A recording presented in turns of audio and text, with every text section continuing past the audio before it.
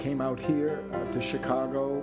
It was right after the Democratic National Convention, and I was friends with someone else. I went to Northwestern Law School, and who was, again, much more involved in political and radical type of activities and as a law student.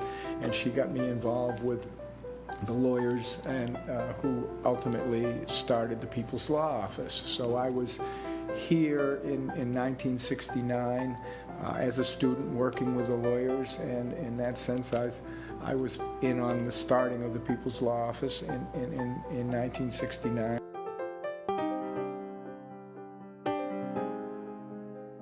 I was then becoming immersed in the kind of work that I would ultimately devote my life to. That summer, I had the choice of either going back to Boston and working on with Ted Kennedy,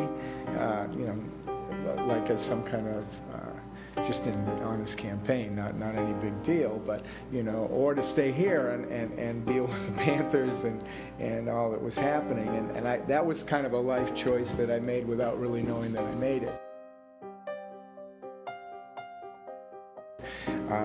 But that kept me here, and as the events transpired, and Fred Hampton was murdered in his bed on December 4th. If I wanted to point to one thing that actually kind of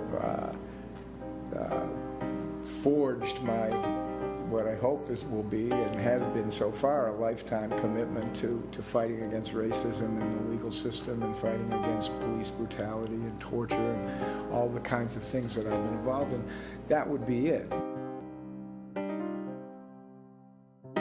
When you're 23 or 24 years old and there's someone you know and respect is murdered in a police shoot-in, and you go to that apartment,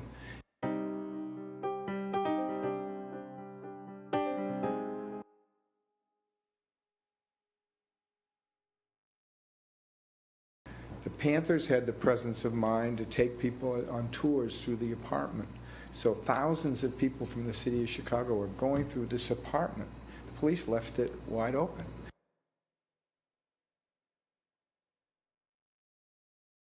And one old black woman looked around and said, "Ain't nothing but a northern lynching." And that stuck with me.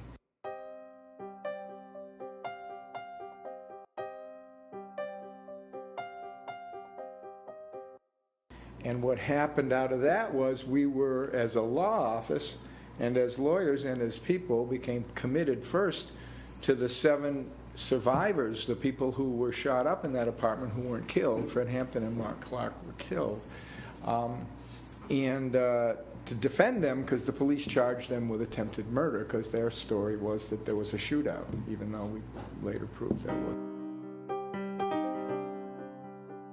The judge was totally against us. The lawyers on the other side were extremely experienced and paid a large amount of money by the city. I have described that trial as like getting up and going to jail every day.